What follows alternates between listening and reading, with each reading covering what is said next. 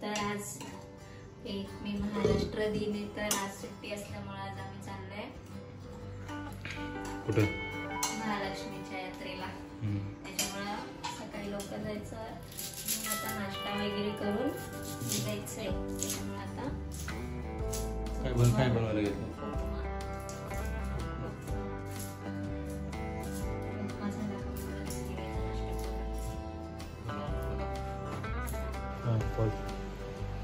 नाश्ता बनवून झालाय, आता मी नाश्ता करते। नाश्ता झाला का माझा थोडंसं आवरून घेईन। 9 सव्वा 9 पर्यंत आम्ही 15-20 मिनिटात निघू। कुठे जाणार आहे? महालक्ष्मीच्या यात्रेला।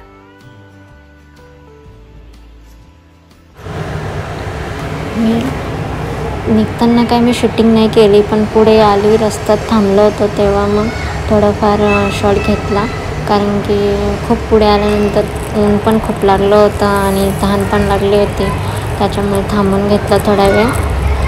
मग पुढे निघालो आणि ऊन इतकं भयानक होतं ना, खूपच ऊन होतं।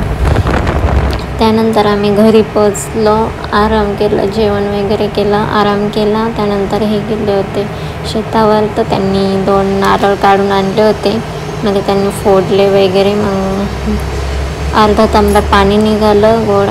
त्यानंतर ही मलाई काढत होते, मग मलाई काढून झाल्यानंतर सगळ्यांना वाटून वगैरे दिले, मग सगळ्यांनी खाल्ले वगैरे। मग आम्ही हे झाल्यानंतर आमचं आवरलं। मग 4-5 वाजता आम्ही महालक्ष्मीच्या यात्रेला निघालो आणि फायनली आम्ही आता यात्रेत पोचलेलो आहे। तर मग आम्ही गर्दी कमी होती, त्याच्यामुळं आम्ही मंदिरात गेलो, ओटीचं सामान वगैरे घेतलं, त्यानंतर मंदिरात गेलो। काही एवढी गर्दी नव्हती, 4:30-5चा टायमिंगमध्ये गेलं तर एवढी गर्दी नसते, कारण की लोक सायंकाळी येतात, त्याच्यामुळं गर्दी नव्हती। त्यामुळं मग आम्ही मंदिरात गेलो, दर्शन वगैरे घेतलं। दर्शन वगैरे घेतलं आणि माझ्या पायाला ना काहीतरी लागलं होतं, काट्यासारखंच होतं एकदम। तर मग ते टोचत होतं, तर मला ते निघत नव्हतं। तर मग आम्ही एका ठिकाणी बसलो, मग ते काढलं। मग आम्ही इथे फोटो वगैरे काढले, फोटोशूट चाललं होतं लोकांचं, आम्ही पण थोडंसं फोटोशूट वगैरे केला। त्यानंतर आम्ही यात्रेत फिरायला गेलो आणि वगैरे बघू शकता, पण हे नाईटला खूप छान दिसतं। मग त्याच्यानंतर चालू झाली आमची शॉपिंगला हे दोघं भाऊ वेगळीचकडे होते आणि आम्ही दोघीजणी वेगळीचकडे होतो। फायनली आम्हाला जे हवं ते आम्ही घेतलं। असंच फिरता सायंकाळ होत चालली होती, 7 वाजले असतील कदाचित, कारण की लाईटिंग वगैरे चालू झाली होती। त्यानंतर आम्ही शॉपिंग वगैरे केली, फिरलो वगैरे। त्यानंतर शेवट मग आम्ही हे तिथे होडीसारखा पाळणा आहे, त्या पाळण्यामध्ये बसलो आणि मग नंतरच्या प्रवासाला निघालो। आता इतकं आलो आहे तर मग एखाद्या तरी पाळण्यात बसायलाच हवं, त्याच्यामुळं मग आम्ही ह्या होडीमध्ये बसलो होतो, कारण की ह्या आकाश पाळण्यात सगळ्या याच्यात बसून झालं होतं, पण याच्यातली फिलिंग्स वेगळीच होती, खूप भयानक होती।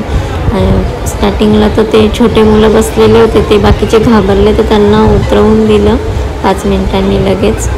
तर पण आम्ही काही उतरलो नाही, आम्हाला मज्जा आली। आम्ही बसून आणि हा आकाश पाळणा तुम्ही पाहू शकता, आणि लाईटिंग तर बघू शकता किती भारी, त्या लाईटीमुळे इतकं भारी दिसतं ना, खूप भारी दिसतं। आणि हे आम्ही इथं बसलेलो होतो, आणि इकडने होतं ते मोदकको आणि इकडनं मोठा आकाश पाळणा। अशी पूर्ण यात्रा दिसते बघा तुम्ही। दुपारी एवढी गर्दी नसते, पण सायंकाळी संध्याकाळी भरपूर लोक लांबून येतात आणि मंदिरात पण खूप गर्दी होते।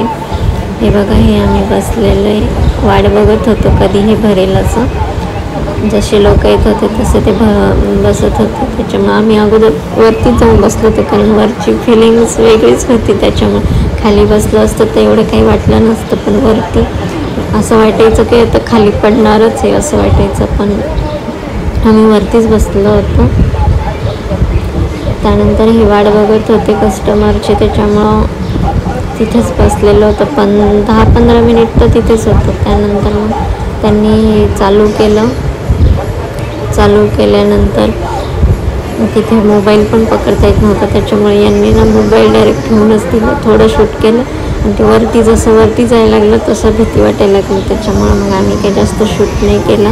तेवढाच वेळ फक्त थोडासा शूट घेतला बस. बाकी काही नाही. मला तर मज्जा आली यात्रेत जाऊन आणि मी थोडीफार शॉपिंग केली. एवढं पण काही घेतलं नाही, मला जे पाहिजे होतं लागत होतं तेच घेतलं.